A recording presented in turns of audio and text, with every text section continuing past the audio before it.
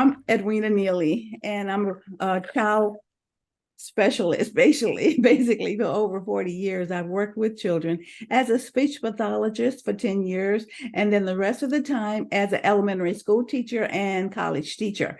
So I like the little bitty ones that are really starting in kindergarten, and then I like the freshmen that are starting in college. But my passion is helping parents along their parenting journey. And I've written 4 books now, and I'd like to share with you my books. I've written 2 books for children. They go up to age 8. They're Thank You God series, Thank You God for My Body, and Thank You God for My Food. And then those were the first 2. And then the next one, after I retired, I said, I've been teaching parents. I have a parent-teacher partnership program when I was teaching. But then I said, what am I going to do now? So I started doing Zoom programs, and I wrote a book, including many of the things that I would teach in my seminars. So you get this book in chapter 7, and then also in another chapter, I wrote it down so I remember, chapter 7 and chapter 4 are the ones we will be touching on tonight. In my book, Children Are Gifts. And the last book I wrote is a devotional for you to just be, your faith may be ignited and you enjoy reading these stories. All right. And then I wanted to share. My book is called, the title is The Gift of Criticism. It's on specific communication skills dealing with criticism. And the objective is so that the critic and the citizen can have a mutually beneficial experience, as opposed to an advantage, disadvantage, competitive. We want to build cooperative relationships so everyone is helped, supported, and benefited. If you'd like to get more information right there on the screen, you've seen it for a few minutes. Hopefully you've jotted it down. If not, on your handout, you should have the information also. I'm called PAR for Success, Parent Assistant Resource. So I'm the resource for schools, churches, homes. And my love is just to make sure that our homes are happy and that our children are happy, confident children.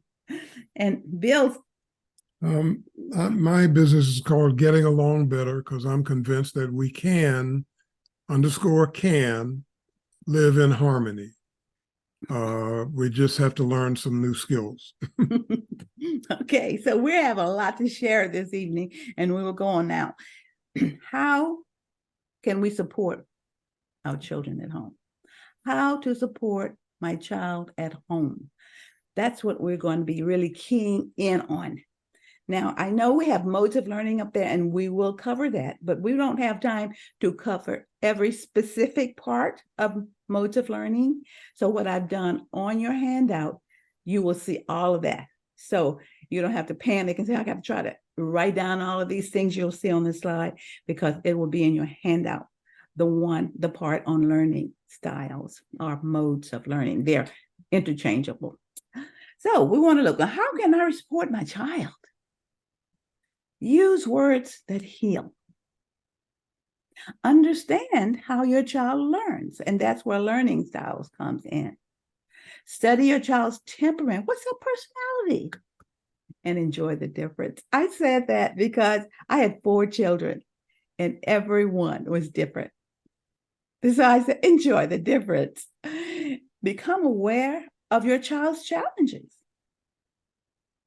Get help when you need it. And care for yourself. Please care for yourself. If you're going to be a caregiver, you need to take care of yourself so that you can adequately, professionally, realistically care for those in your home, your family. Many people neglect themselves in their love, in their extension of love and outreach to others, and then we got more people compromised. So please care for yourself. And one of the things I'd just like to emphasize in supporting our children is make sure that you avoid name calling and comparing. If you want to talk more about this later, you have our contact information. It's important that we call them by their name. And comparing, I have to say something about that because it's devastating. When you look at your child, well, why can't you be like Johnny? Why don't you act like? Those things are devastating. So never allow those words to come out of your mouth, comparing your children. You will need, in order to care for yourself and do all of these other things, you'll need to learn how to breathe correctly so that you lower your stress rather than amp it up. Incorrect breathing adds to the stress load.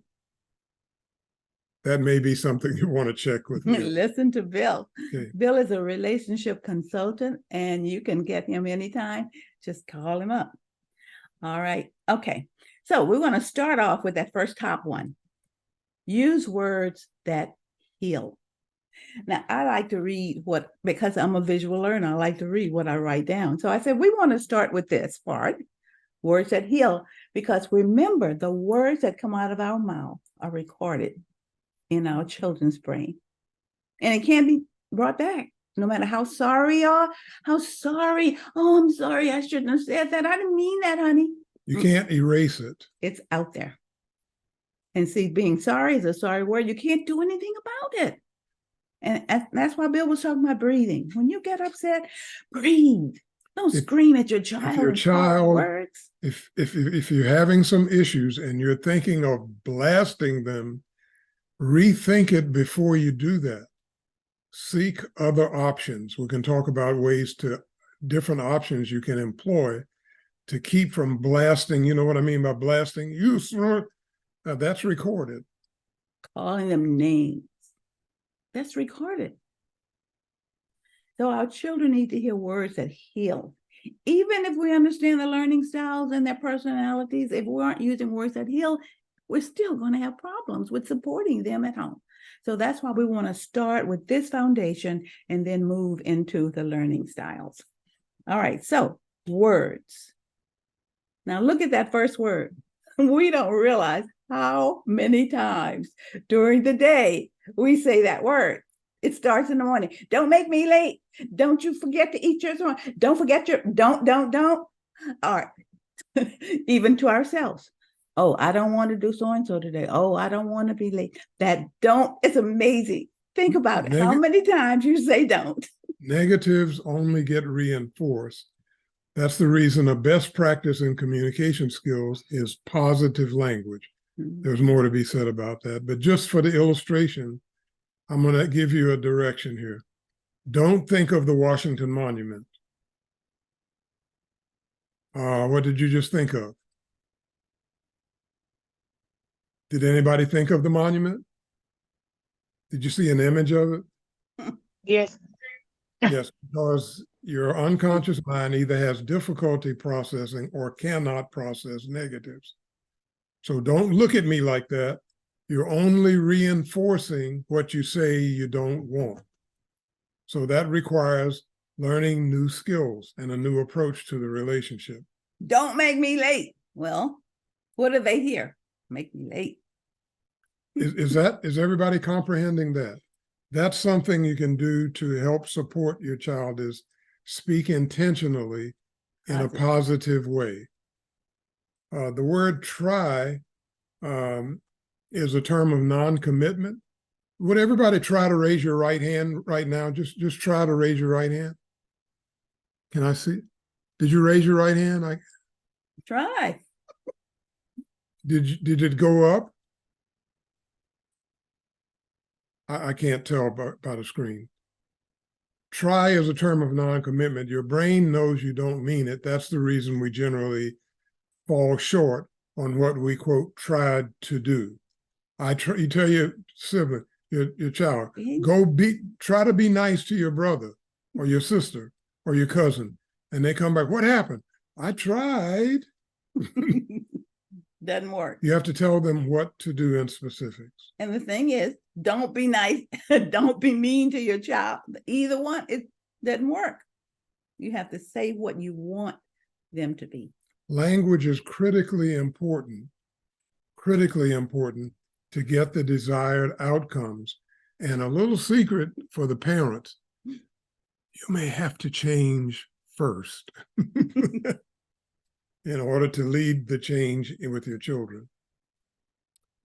Why is one of the interrogatives we recommend that you avoid altogether in all situations. Abi, is that your right name? Cassava? Abby, can we use you as an example? Yeah, you call me? Yes, can I use you an example for the why? One moment. Or should I use Marta? Can you say it one more time, please? Can I use you as an example? I want to just ask a question. Sure, sure, sure. You can. Yes. All right. So how do you pronounce your name? Kasai. Kasai. Okay. Correct. Kasai. Okay. Why did you wear that shirt you have on? This one? Yes. Because I like, this is my favorite color, black. Okay. All right. Now, take a break there. How did you feel when I asked you that question? Well, I feel, of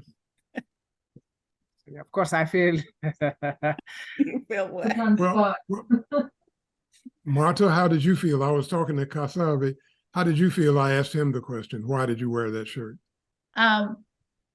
It's put you on the spot kind of thing. Okay, so let me do it again. You feel like someone puts you on the spot. Put you on the Like spot. they're putting you out there into the world, like you're unexpected kind of thing, right? So let me go back to Kasavi. Let me ask it differently. Tell me something about your shirt, please. Oh, my shirt. I like black color. I like to wear this kind of shirt. Mhm. And Did you feel different than the first question I asked? I feel different. You feel different. Did anybody else notice the difference in his face And his and his voice? Yes, I know. Yes. So we teach never ask why of anyone under any circumstances for any reason. Use the other interrogatives, who, what, where, which, show me, explain, I'd like to do more, tell me more. Anything other than why, because why is a question of judgment that puts the other person on the defensive. And usually with the little ones, if you say, why did you do that? They go, Or because. or you don't get any information. So why, if I ask you, why did you eat that? Think about it. Tell me about it. What's the reason you chose that to eat? You see the difference? So we want to erase why, eliminate try, and eliminate don't. These are changes we're going to ask you to make so that you can better lead the situation at home with the children. And but is a disjunctive conjunction. It's the eraser. You make a compliment, you compliment someone. Oh, that's a nice black shirt you have on today, but your shoes don't match it. It just erased the compliment. Mm-hmm. Do you get that? So with the children, I see you have four E's here or A's, but what about this? The emphasis is on what follows the but. So stay away from that. So if you like that report card, talk about what you like. And then if you see something you don't like, they say, let's talk about this one, rather than judging it and making it sound bad or that you're Something so you'd dumb. like to improve or change. All right. So these are just basic words There are more, but these are the basic to ones. avoid. Remember, don't. And when you go home tonight, watch yourself and see how many times you say don't, even to yourself, maybe not to anyone. All right. Now, so let's look at supporting my child at home. That's what we're talking about this evening, supporting it. You may have some concerns. We have to look at our problems, our challenges our children may have. What about allergies? What about the health, vision, hearing aids? If you're noticing they aren't hearing you, they're telling you something. It may not be that they're being disobedient and want to hear you, but maybe you need to get their ears checked or their eyes checked. What about their sleep habits? Are they going to bed at night and sleeping, or are they doing other things? They may need a tutor. People let us know when they need help in various ways. And one is by their response to the subject matter, and another is the grades, and another is the student teachers who get information there. So tutors are available in various settings, various capacities. All of us need help in various things. So I need help sometimes with the IT stuff or with Zoom. I get a tutor, get somebody to coach me.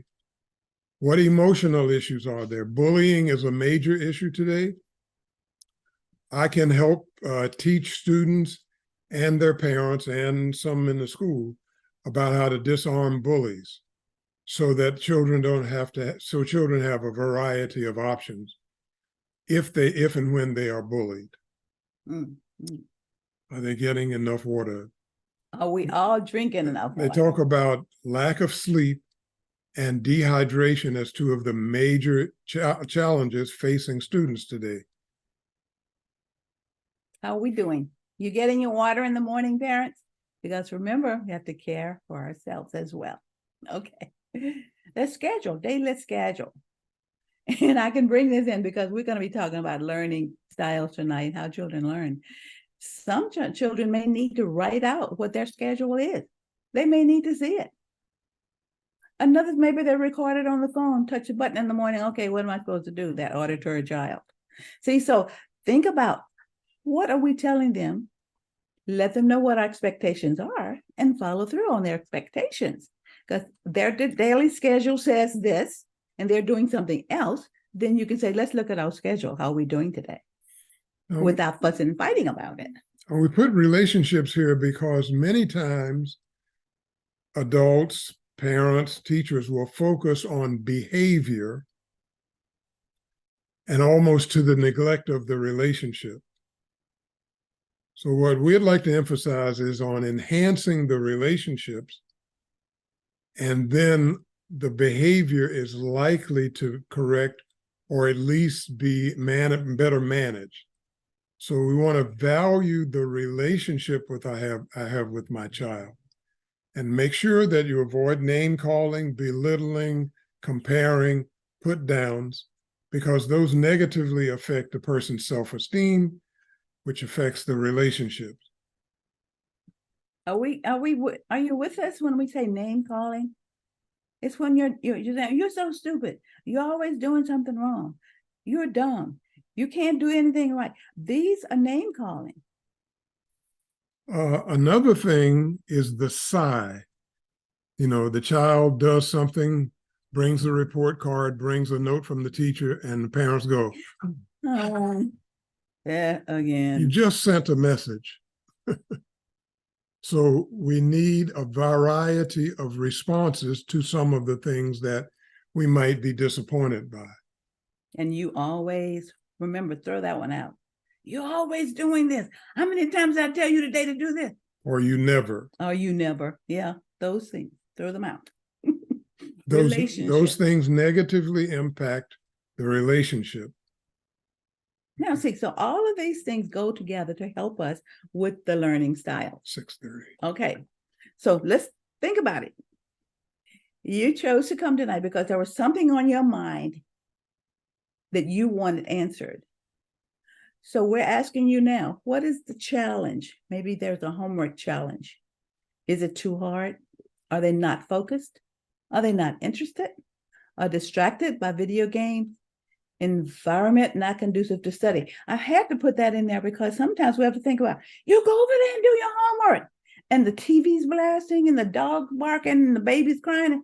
How do we expect them to concentrate on homework? So looking and evaluating what the environment is that you want them to have. And as we go through the learning styles, you'll see that different environments are necessary for different learning styles. All right. So modes of learning is just another way of how we learn, learning styles. And there are usually 4. If you go on Google, there are many more that you can add to this list, but we're just going to look at 4 tonight. Auditory, visual, tactile-kinesthetic, and experiential. Now, these all come from the 5 senses that we have. We see it visually, hear it auditory, we taste it gustatory, we smell it as olfactory, another word, and touch tactile, kinesthetic. So those are the 5 gifts we have. And what they've done in the studies, they've lumped the tactile, kinesthetic, experiential all together with the feeling and smelling and tasting and touching those. So you will often hear the phrase, that doesn't make sense. The challenge is we may be experiencing different sensory experience that's different than the child or the other person is presenting. It makes sense to them. So we have to expand our understanding of the senses. So that as we go through this, remember that the senses are expressed in the way we talk. So as we go through these, think about how we're talking and what senses we're using when we're talking. Every child is born ready to learn, yet children and adults generally have a preferred style in which they learn best. A child may learn through a combination of styles. We all do. We have all 5 of these senses, but usually there's one learning style he or she favors over the others. If we teach using the multisensory approach, all senses, we've touched on all of those, but there's one there, maybe this child needs more than others. I'll share this. As a kindergarten teacher, I was giving this little girl that the 2nd year she was in kindergarten, and her problem was spelling. She was Hispanic. She spoke very good English, but when she had spelling words, she would miss all of the words, and the mother couldn't understand what is going on. She said, I call out these words the other night, and she writes them, and I have them give her a list of the words, and she writes them 10 times every night. But when spelling time comes, she didn't remember any of it. So I was very observant of this child and noticed that she was a kinesthetic learner. She liked the art. She likes to do things with her hands. So I thought about, why don't I try using clay? Now, when this example I'm giving, I want you to be able to use it in other ways, not just spelling. Think of clay, something you can use with your hands. You roll it out like a snake and form letters. So every day at school, I'd have her do that with all of her spelling words. When we had a spelling test, she got them all right. She could remember how it felt to make that E or that T with that clay. And she needed that extra sensory work with being the kinesthetic part of her learning. And I'm a very visual person. How many of you know what your learning style is? Or your preferred or dominant. Your preferred or dominant. Because when my husband plays the piano, and when I want him to play something for me, I said, honey, will you play this piece of music for me? I want to see how it sounds.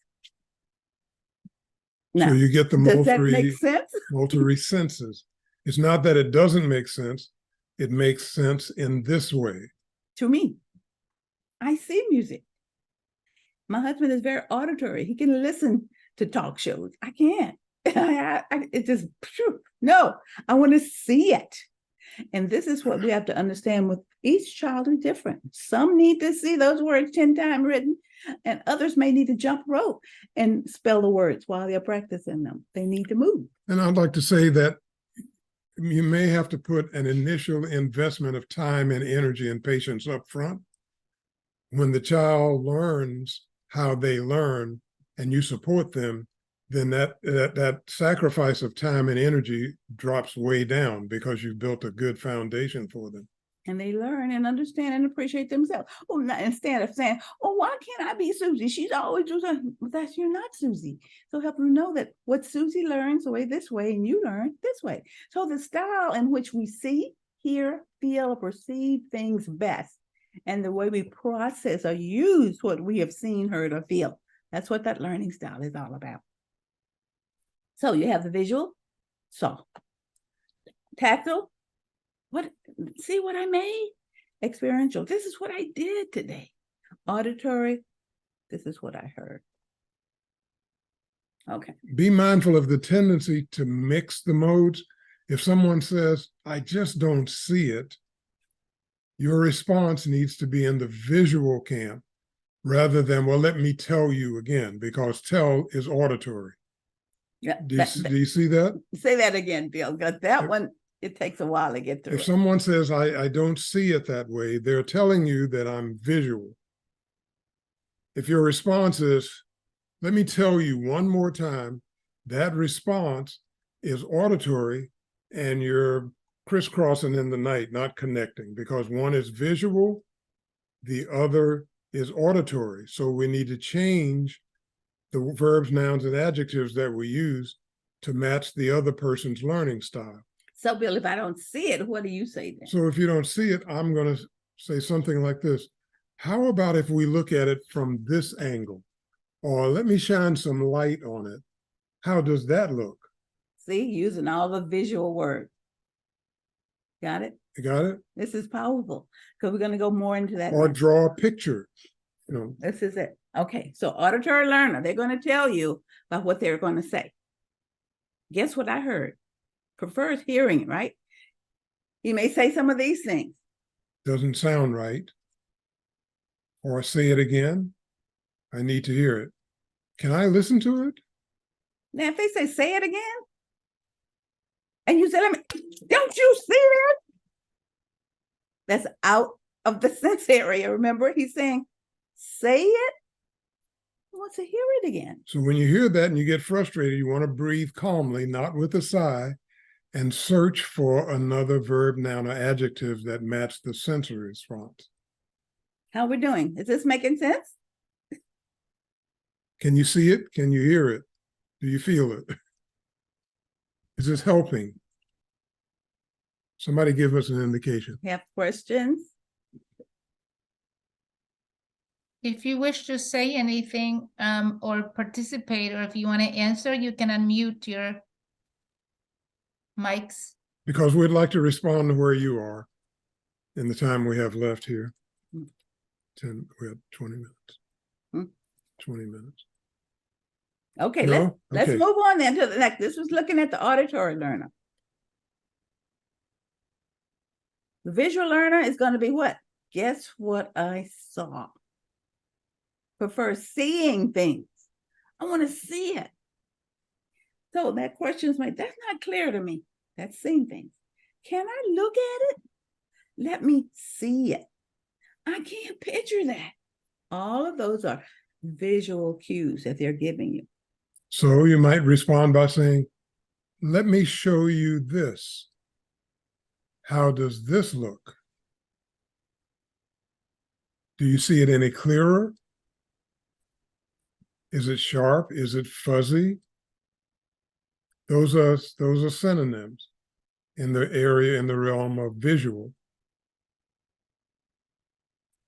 Okay. This is how you can respond to the child who's making certain complaints. Listen to their modality. They may be telling us a secret. So in the tactile-kinesthetic learning, you prefer to feel it, touch it, learn it. So they may say, that doesn't feel right to me. I need to feel it. Can I touch it? Can I grip it? I feel untight. What these words, all those tactile words are giving you clues to how to respond. Okay. Any questions? Okay. All right. Now the experiential learner prefers to do it. They learn by doing. They like activities that involve making something. Okay, so if you have a child like this, and maybe they're in 5th or 6th grade, say, and they're doing a project, and this project requires lots of writing, but they like to be involved in making it. Let them make something. The teacher will be amazed. Oh, you didn't only write something, you made something about this project.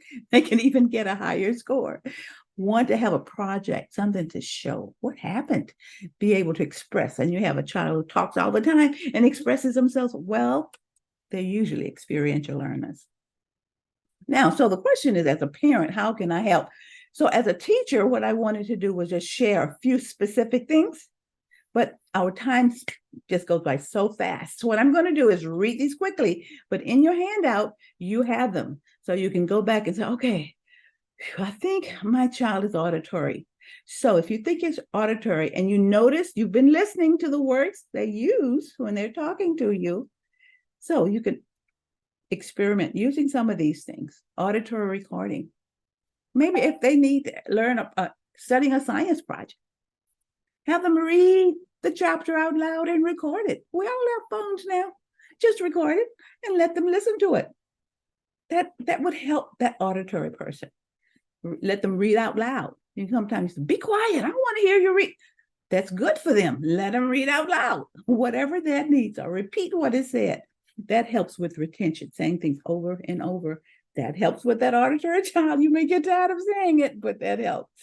All right. Hopefully you'll feel rewarded as the child learns and improves their learning abilities. And see, remember, stay away. Why did I have to tell you again? I just told you. See, remembering, breathe, and say, okay, this child needs to hear it again. Okay, I understand you need to hear it again. So mommy's going to tell you again. You listening? Make sure they're listening. And then you do it again in a kind way. And if you need a break, if mom needs a break, say, let's put a comma here. I need a 5-minute break. I need to get some water or something, or go to bed. I just need a break. Put a comma there, come back in 5 minutes and feel better, breathe, and say, let's resume. They should know we're human too. We need breaks. We need water. We need a timeout. And so we teach our children, I think we need a timeout right now. It's okay. Let's look on now to visual. The person needs to see it. So have whiteboards or smart boards or whatever, charts are on the phone, whatever you want to do to make them write out something that they can see. Drawing pictures, doing diagrams, doodling, all of those things. Make a list of what you want them to do this week. I just felt compelled to share a brief story here. I was with a family. There were 5 of them, the mom, dad, and the 3 children. And one of the children was the, quote, one that had the most challenges. And so I asked him to draw a picture of his family. Very, very revealing, just from his doodlings. And we went, the mom and dad looked startled and surprised. So talking is one way, writing, reading, seeing. There are a number of ways to address challenges. By the way, something I learned from a long time ago, a problem is an opportunity misunderstood.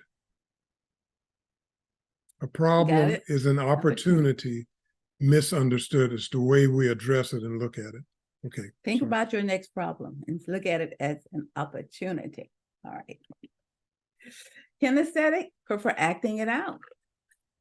Jump and rope, bouncing the ball, anything where they can move. As a teacher, I set up my class according to learning style. So I knew some children needed an area where they needed to move. And they could sit on the floor and write out their work rather than forcing them to stay in a chair all day. Some children are okay with sitting in chairs, but some are not. Some need to move. So I have a corner over here for that kinesthetic child that needs to move and get up, and it's okay. So the children understand that we all learn differently, and they're okay with that. Oh, Johnny, they may say, Johnny, you need to go over and stretch a little bit, move, and he has to remember, okay, yeah, I need to do this. I need to move, and not be labeled as ADHD, whatever, you know what I mean. So the experiential person that wants people who like to be involved, real life situations. These are children who like to use a combination of learning modes to achieve something practical. Just remember, you may have one of those that wants to do all of it. That's okay. Now, the next part I want to talk about is just looking at the personality. And I always want to include this because it has made a drastic difference in my life. When I learned about temperaments or personalities, I was trying to understand that I was understanding that I didn't understand my children. I didn't understand my husband. And when I learned about personalities, I realized that that's just the way they are. And that was okay. And basically, therefore, if you study more, go to any book that Florence Littauer has written on personalities. And Marita Littauer is also her daughter, and she's written a book lately on personalities. And what Florence did is she color-coded them. So you have the choleric, red, yellow, sanguine, melancholy, and phlegmatic. So the reason she wanted you to remember them this way, the one that's a powerful choleric is hot and red. That's that leader child you have. The popular sanguine is bright yellow. that's that talker. You have one that likes to talk all the time. I have a grandson that likes to talk constantly. When he was 7 years old, I said, wow, you really like to talk, don't you? He said, yes, I don't care if anyone's listening. He just like to talk. That's the same way. They make you laugh. A peaceful, phlegmatic, cool, calm, they follow. Good follower. Perfect melancholy is a deep blue. They're a thinker. So all of these things are telling you your child is either extrovert or an introvert. Now, see, this is going through it quickly. I hope you go to my book and read in this book, chapter 7, Understanding Temperaments. And Florence Littauer even let me use her chart that's in her book to explain it. So that's what I just showed you about the colors. It's in my book, and the chart is there, and you can go and see how is my child behaving? How is my teen behaving? And it's just remarkable. And you can say, that's just the way it is. And it's okay. And when the children understand their personalities, and we're not comparing them to the other one and says, why can't you sit down and be quiet like your sister? When we keep on comparing, then they don't feel good about themselves. But when we accept their personality, they accept themselves, it's okay. So being different isn't wrong. It's just different. Remember, if we want our children to change, we have to change first.